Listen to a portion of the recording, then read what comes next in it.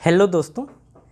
तो हम आज सदिश विश्लेषण यानी वेक्टर एनालिसिस में देखेंगे कि विस्थापन सदिश के बारे में बात करेंगे। इसके बाद हम देखेंगे कि किसी भी सदिश का परिमाण किस तरीके से कैलकुलेट किया जाता है। फिर सदिश के घटक, हम ये सारी चीज़ें आज देखने वाले हैं। ठीक है, तो देखिए इसमें सबसे पहले हम बात करेंगे विस्थापन सदिश यानी कि डिस्प्लेसमेंट वेक्टर के बारे में। तो चलिए समझते हैं इसको। देखिए हम बात कर रहे हैं यहाँ पे विस्थापन सदिश जिसे बोला जाता है डिस्प्लेसमेंट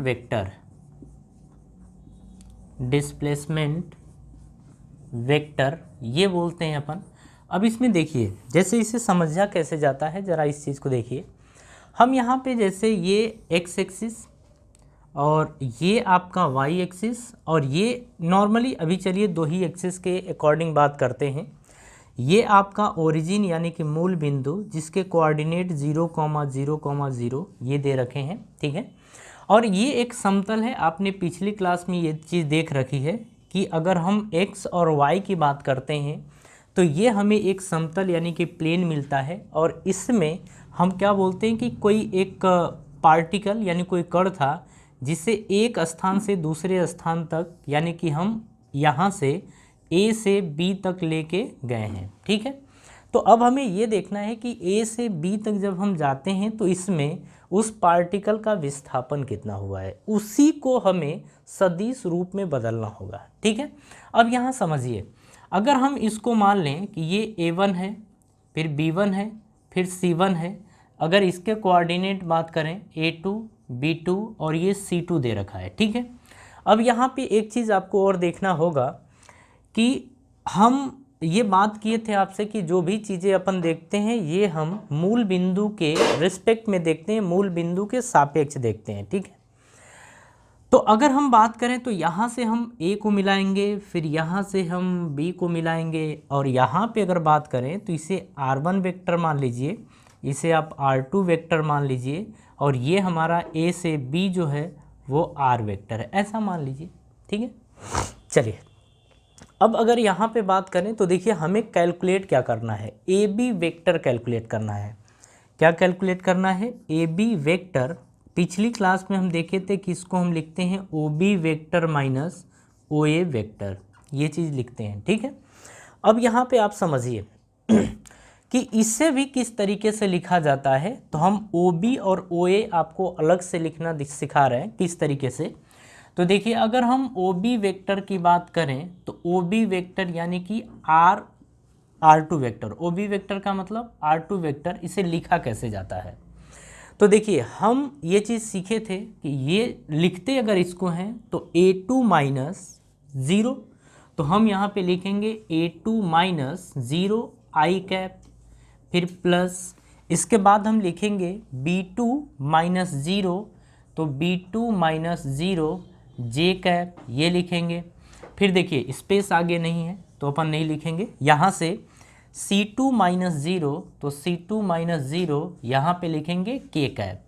तो एक्चुअल में जो हमारा OB वेक्टर यानी कि जो R2 वेक्टर आया है, ये आया क्या है, A2 माइनस 0 A2 आई कैप, ये आया है, प्लस यहाँ पे अगर आगे देखा जाए तो देखिए हम इसके बाद B2 माइनस 0 क्या हो जाएगा, B2 जे कैप हो जाएगा, प्लस C2 माइनस 0, तो ये C2 के कैप अपन ये लिखेंगे। ठीक है, अगर इसी तरीके से देखा जाए तो आप OA वेक्टर क्या लिखेंगे, तो अगर OA वेक्टर हम चाहते हैं लिखना तो OA वेक्टर क्या है, R1 वेक्टर के बराबर, तो ये अपना R1 वेक्टर है। ठीक है, अब इसके बाद देखिए इसको कैसे, तो हम डायरेक्टली कर सकते हैं क्योंकि हम पिछली क्लास में ये चीज़ सीख चुके थे। हम करेंगे A1 माइनस 0 आई कैप, तो A1 माइनस 0 आई कैप यानी कि A1 आई कैप अपन लिख सकते हैं, प्लस में B1 माइनस 0 जे कैप, तो हम लिख सकते हैं B1 जे कैप, प्लस C1 माइनस 0, तो लिखेंगे C1 के कैप, ये हम लिख सकते हैं। ठीक है, अब इसे उठा के आप यहाँ पुट कर दीजिए। तो देखिए जब यहाँ पुट करेंगे आप तो आपको मिलेगा क्या, आप लिख सकते हैं AB वेक्टर बराबर, आप यहाँ पे आगे क्या लिख सकते हैं, A B O B, O B के प्लेस पे आप लिखेंगे ए टू आई कैप, तो लिखेंगे A two I cap plus B two J cap plus C two K cap, ये लिखेंगे। फिर आप बीच में माइनस, तो माइनस लगाएंगे। ओ ए वेक्टर आप ये लिखेंगे, तो लिखेंगे क्या, ए one I cap plus B one J cap plus C one K cap, आप ये लिखेंगे। अब समझिए यहाँ पे ए बी वेक्टर बराबर आप ए टू आई कैप जैसा, बी टू जे कैप जैसे वैसे लिखिए, सी टू के कैप ये लिख दीजिए माइनस। अब यहाँ समझिएगा, माइनस इसके आगे प्लस है तो माइनस प्लस माइनस, तो आप लिखेंगे ए one I cap, minus plus क्या होगा minus, B one J cap, तो आप लिखेंगे B one J cap, minus plus minus C one K cap, आप ये लिखेंगे। अब आगे का प्रोसेस ध्यान से समझिए। ये आपका आई कैप है, ये भी आई कैप है, तो आप क्या कर सकते हैं कि आई कैप कॉमन ले लीजिए। जब आई कैप कॉमन लेंगे तो A two minus A one I cap बन जाएगा, फिर बीच में प्लस। अब ये जे कैप है और ये भी जे कैप है, तो जे कैप कॉमन ले सकते हैं आप, तो लिखेंगे B two minus B one J cap plus, इसके बाद के कैप कॉमन ले लीजिए तो C two minus C one, तो C two minus C one K cap ये आप लेंगे। ठीक है, तो देखिए इस तरीके से निकाला जाता है डिस्प्लेसमेंट वेक्टर, यानी कि विस्थापन सदिश। बात पल्ले पड़ी, इस तरीके से हम कैलकुलेट करते हैं, तो ये हमारा तरीका है। ठीक है, अब जरा कुछ क्वेश्चन है, उन क्वेश्चन को देखिए और उससे आप ये पूरी तरीके से समझ जाएंगे कि विस्थापन सदिश इसी तरीके से कैलकुलेट किया जाता है। ठीक है, चलिए हाँ जी। अब देखिए, अगर मान लीजिए कि आपको जो पीडीएफ प्रोवाइड किया जाएगा, अगर उसमें x1 x2 ऐसे कुछ दे दिया है तो भी कोई दिक्कत नहीं है, a1 b1 c1 ये तो मानने के ऊपर है, जैसा मानेंगे वैसा ही लिखेंगे भी। चलिए आगे समझिए, क्वेश्चन अपने को क्या दे रखा है। एग्जाम्पल फर्स्ट, इसमें दे रखा है कि जो ए पॉइंट है 1, 2, -1, बी दे रखा है बी दे रखा है 4, 5, 4, ये बी दे रखा है। ठीक है, अब अपने को कैलकुलेट करना है ए बी वेक्टर, तो ए बी वेक्टर यानी कि विस्थापन सदिश ये बनाना है। क्वेश्चन में कुछ ऐसा है कि एक पार्टिकल यहाँ से यानी कि ए से बी तक गया, तो उसको यानी कि जो विस्थापन हुआ उस विस्थापन को सदिश रूप में लिखिए। ठीक, अपने को सदिश रूप में लिखना है, तो हम इसको मान लें A1, इसको मान लेते हैं B1 और इसको C1, इसको मानोगे B2, इसको B1 नहीं हाँ A2, फिर इसको B2 और फिर इसको C2, आप ऐसा मानिए। तो इसमें हमने क्या किया था, अभी हमने देखा था ना, A2 माइनस A1 आई कैप, B2 माइनस B1 जे कैप, C2 माइनस C1 के कैप, ऐसा कुछ था। हाँ, तो अब यहाँ से समझिए, जब ये करेंगे तो 4 - 1, तो लिखेंगे 4 - 1 आई कैप। ठीक है, क्योंकि देखिए ये हमेशा आप लिखेंगे तो ये x होता है, y होता है और z होता है, तो x में जो x डायरेक्शन को रिप्रेजेंट करेगा वो आई कैप होगा, तो ये लिखेंगे। बीच में क्या होता है प्लस, 5 - 2, तो लिखेंगे 5 - 2 जे कैप, फिर प्लस। अब देखिए 4 - 1, तो यहाँ से लिखेंगे 4 माइनस और ये -1 आपका दे दिया गया है, ये के कैप ये होगा। अब देखिए ए बी वेक्टर बराबर आपका आएगा, 4 में से 1 घटाएंगे तो 3 आई कैप बनेगा, प्लस 5 में से 2 तो 3 जे कैप बनेगा, फिर प्लस। अब देखिए माइनस माइनस क्या होता है प्लस होता है, तो 4 में 1 जोड़ेंगे तो 5 आएगा, तो ये आ गया आपका 5 के कैप। ठीक है, तो ये ए बी वेक्टर निकल के आ गया और क्वेश्चन में अपने से यही पूछा था। ठीक है, कि जो ये विस्थापन आएगा इसको सदिश रूप में बदलिए तो ये होगा। ठीक है, इसी तरीके से हम क्वेश्चन नंबर 2 की बात करते हैं, वो भी ज़रा एक बार देख लीजिए। दिया है ए और ए आपका कोऑर्डिनेट दिया है 2, -1, -1। जो बी के कोऑर्डिनेट दे रखे हैं वो है -1, -1, -2 ये दे रखा है। ठीक है, इसे भी अपने को सदिश रूप में बदलना है, तो किस तरीके से अपन बदलेंगे।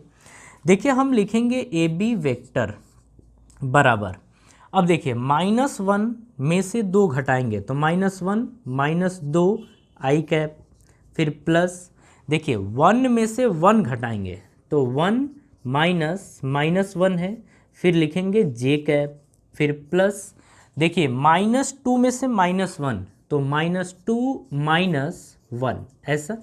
देखिए -2 ये रहा, बीच में माइनस होता ही होता है, ठीक है। अब अगर हम C1 की बात करें तो -1 है तो -1, इसके बाद हम लिखेंगे के कैप, ठीक है। ज़रा समझिए, -1 में -2 जोड़ेंगे तो -3 आई कैप आएगा, माइनस माइनस प्लस हो जाएगा तो +1 क्या होगा 2 जे कैप, फिर प्लस, हाँ जी, माइनस माइनस प्लस, -2 + 1 करना है तो क्या आएगा -1 आएगा ना, ठीक है। तो अब देखिए -1 तो हम लिखेंगे -1 के कैप, ठीक है। इसे एक बार और आप लिख दीजिए, ये ए बी वेक्टर आ गया, तो ए बी वेक्टर बराबर हम लिखेंगे -3 आई कैप + 2 जे कैप। अब देखिए प्लस और माइनस क्या बन जाएगा -के कैप, ये बन जाएगा, ठीक है। तो ए बी वेक्टर ये आ गया और इसको भी हम वेक्टर फॉर्म में कन्वर्ट कर दिए, ठीक है। तो ये था कि किसी भी अगर कोई पॉइंट्स दे रखे हैं तो इनको हम सदिश रूप में किस तरीके से बदलते हैं, ये हमने अभी सीखा है, ठीक है। अच्छा देखिए, ये जो पार्ट होता है ये भी अपने आप में बहुत इंपॉर्टेंट पार्ट होता है, ठीक है। इसे आपको ध्यान रखना होता है, जैसे जैसे अपन आगे मूव करेंगे हमें इसकी भी ज़रूरत पड़ेगी, ठीक है। कॉपी करिए।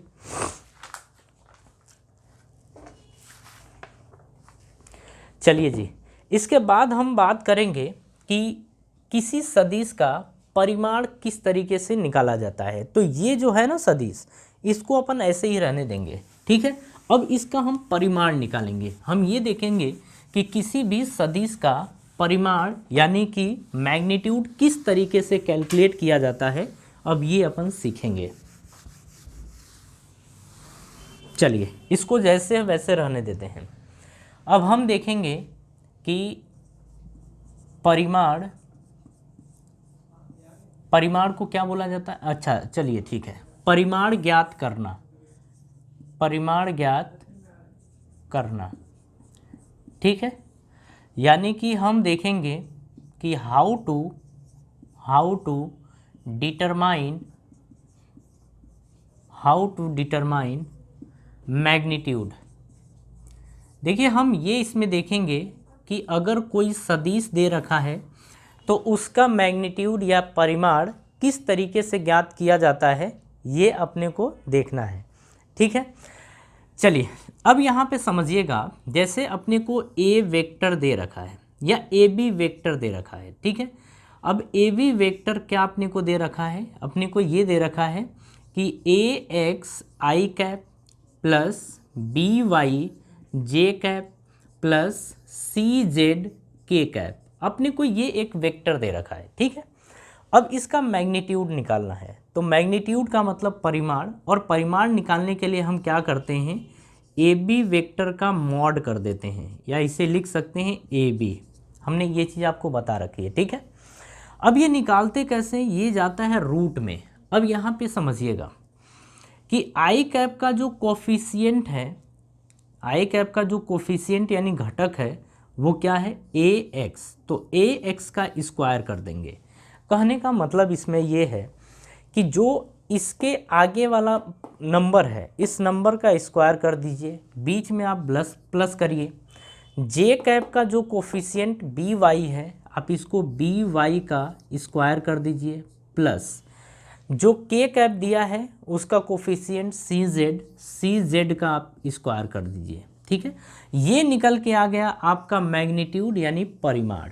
तो परिमाण इस तरीके से निकाला जाता है। ये भी अपने आप में बहुत इंपॉर्टेंट चीज़ है कि किस तरीके से परिमाण कैलकुलेट किया जाता है, ये अपन सीख गए। अब यहाँ पे आप समझिए, ये हमारा क्या दे रखा है ए एक्स, ये हमारा है बी वाई, और ये अपने को दे रखा है सी जेड, ठीक है।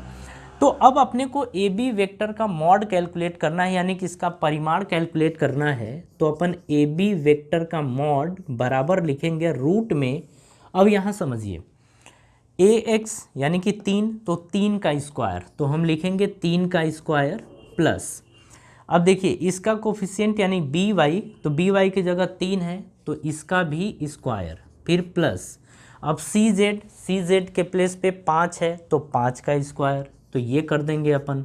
अब यहाँ देखिए आगे लिखेंगे तो ये आएगा 3 का स्क्वायर 9, 3 का स्क्वायर 9, 5 का स्क्वायर 25, ये हो गया। ठीक है, अब ज़रा यहाँ समझिए आप, 9 9 18, 18 में 25 अपन जोड़ेंगे तो देखेंगे कितना आता है, 5 8 13 और 3 1 4, 43 आएगा।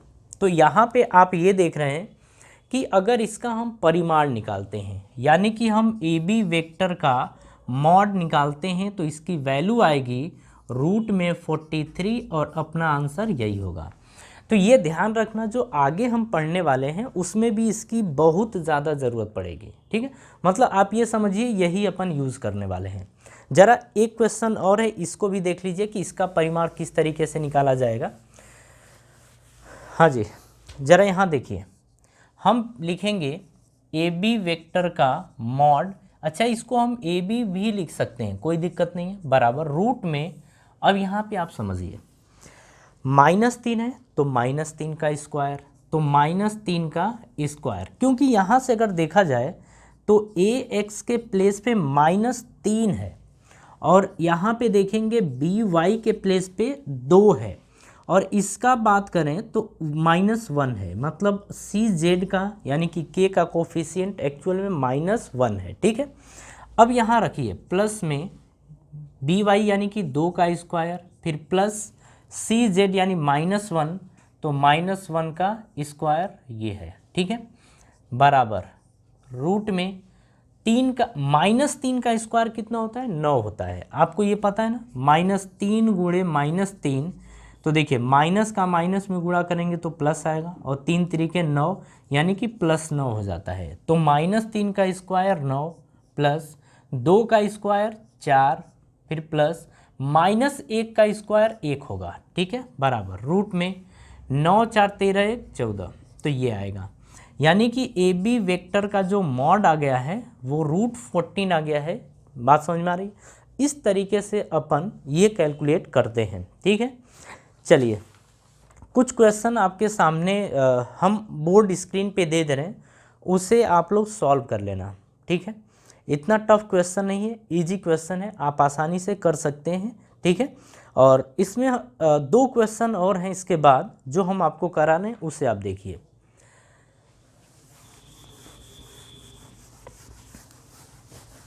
देखिए आप लोग ये चीज़ निकालना जानते हैं कि सदिश किस तरीके से निकाला जाता है अगर परिमाण और दिशा दिया हो, आपको याद है? चलिए अगर नहीं याद है तो हम आपको दिखा रहे हैं कि किस तरीके से परिमाण और दिशा की सहायता से अपन सदिश निकालते हैं।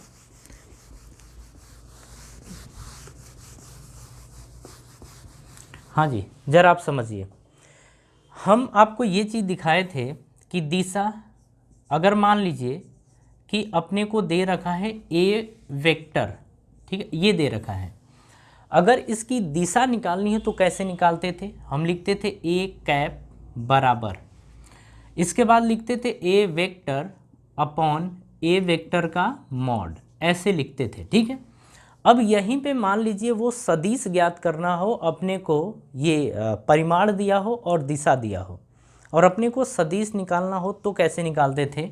हम लिखते थे ए वेक्टर का मॉड गुणे ए कैप बराबर ए वेक्टर, अपन ऐसे लिखते थे। तो ये चीज़ आपको ध्यान रखनी है अगेन। ठीक है, ये चीज़ हम देख चुके हैं। अब दिशा निकालना था तो हम क्या लिखते थे? हम लिखते थे सदिश अपान उसका परिमाण, उसका परिमाण, यही लिखते थे ना। तो अगर मान लीजिए यहाँ से अपने को सदिश निकालना पड़ जाए तो सदिश बराबर क्या होगा? परिमाण गुणे दिशा, परिमाण गुणे दिशा, ये लिखेंगे ना? हाँ बिल्कुल यही लिखेंगे। ठीक है, तो ये हो गया। अब आगे की कहानी आप समझिए। जब ये चीज़ें आप समझ गए तो जो हमारा क्वेश्चन है वो इसी के ऊपर बेस्ड है। चलिए देखिए बोर्ड स्क्रीन पे ये क्वेश्चन देखिए, बोल रहा है कि एक कण 10 मीटर पर सेकेंड के चाल से एक बिंदु ए से बी तक जाता है तो ज्ञात करिए विस्थापन सदिश वेग को सदिश रूप में बदलिए, वेग को सदिश रूप में बदलिए, ये अपने को बोल रखा है। देखिए क्वेश्चन अपने आप में बहुत बेहतर है, इसे आप आराम से समझिएगा। दे रखा है कि कोई पार्टिकल कोई कण है जिसकी चाल यानी कि v, आप स्पीड बोल सकते हैं, आप ये कहेंगे कि स्पीड, स्पीड का मतलब होता है चाल, जो इसकी चाल है वो दे रखी है 10 मीटर प्रति सेकेंड, ये दे रखी है। बोल रहा है कि कोई पार्टिकल, मतलब ये पार्टिकल जो है वो ए बिंदु से, ए जिसके कोऑर्डिनेट दे रखे हैं आपके 1,2,0 या 1,2 आप ये ले लीजिए, ये दे रखा है, या 1,2,0 ये, और से बी तक जाता है, मतलब ये बी तक जाता है, तो बी दे रखा है आपका यहाँ पे -2,6,0 ये दे रखा है, यहाँ तक जाता है। तो बोल रहा है कि आप क्या करिए कि विस्थापन सदिश बताइए, विस्थापन सदिश बताइए कि ए से बी तक अगर जाता है तो जो विस्थापन हुआ है उसको आप सदिश रूप में बदलिए। पहली बात तो ये है। दूसरी बात ये बोल रखा है कि जो चाल है उसको भी सदिश रूप में आप बदलिए। ठीक है, अब समझिए यहाँ पे विस्थापन निकालना तो बहुत आसान है, अपन ए बी वेक्टर लिखेंगे बराबर, इसमें से ये घटाइए यानी -2 में से 1 घटाइए तो -2 - 1 आई कैप लिखेंगे, प्लस 6 में से 2 घटाएंगे तो 6 - 2 जे कैप ये लिखेंगे, प्लस 0 में से 0 घटाइए तो 0 - 0 के कैप आप ये लिखेंगे। इसके बाद देखिए ए बी वेक्टर बराबर -2 - 1 -3 आई कैप, 6 में से 2 घटाएंगे तो 4 + 4 जे कैप, प्लस 0 में से 0 तो 0, आप इसे लिखिए ही मत, कोई दिक्कत नहीं है, क्योंकि ये ओवरऑल क्या बनेगा 0 बन जाएगा। ठीक है, ये आ गया विस्थापन सदिश। तो पहली चीज़ तो ये आ गई।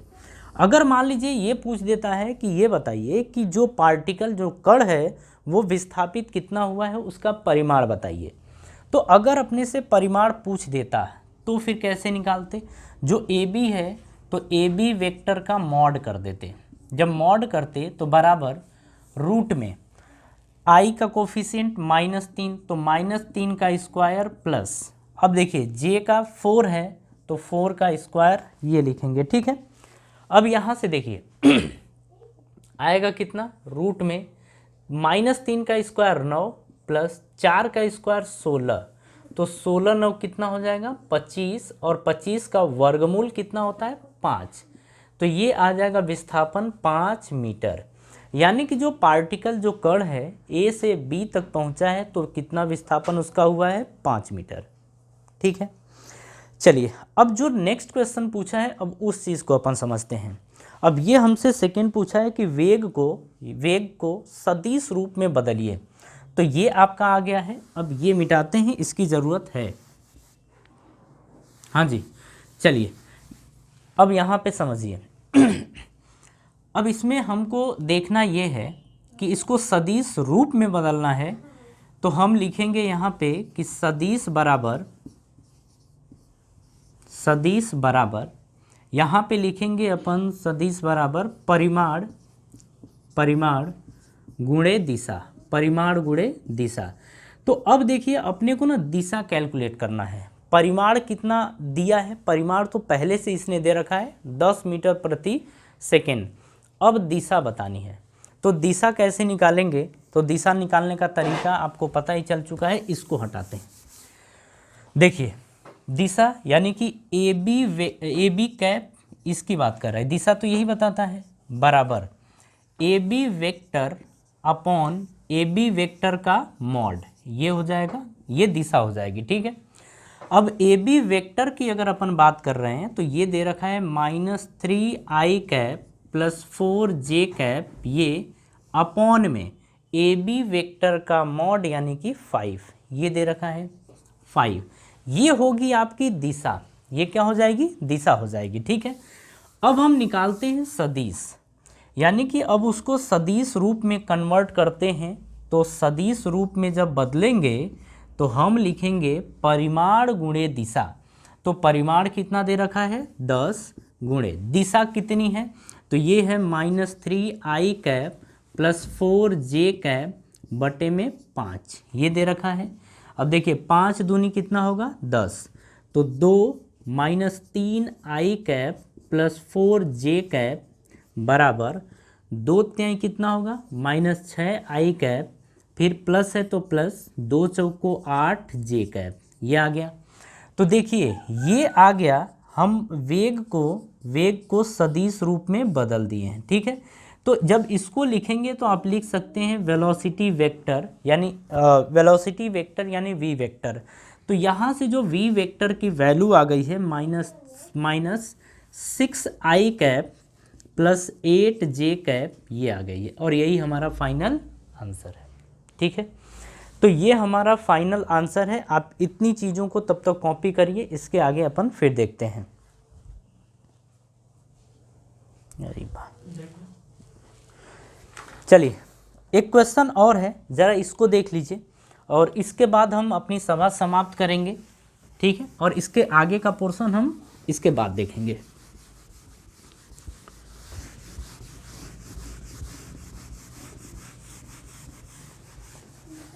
चलिए ज़रा क्वेश्चन देखिए। दे रखा है कि 20 न्यूटन के बल द्वारा किसी कण को A से B तक विस्थापित किया गया, बल को सदिश रूप में परिवर्तित कीजिए। जो क्वेश्चन अभी हमने देखा उसी टाइप का क्वेश्चन है, लेकिन हम आपको बता देते हैं इसको भी। देखिए यहाँ पे बल की बात कर रहा है, यानी कि फोर्स F बराबर ये दे रखा है 20 न्यूटन, ठीक है। बोल रहा है कि इस बल के द्वारा किसी पार्टिकल को एक स्थान से दूसरे स्थान तक विस्थापित किया गया, यानी A से B तक ले जाया गया। A दे रखा है 2, 1, -1, B आपका दे रखा है 2, 7, 7, ये दे रखा है, ठीक है। अब देखिए हमें सबसे पहले यहाँ से दिशा निकालनी पड़ेगी, ठीक है।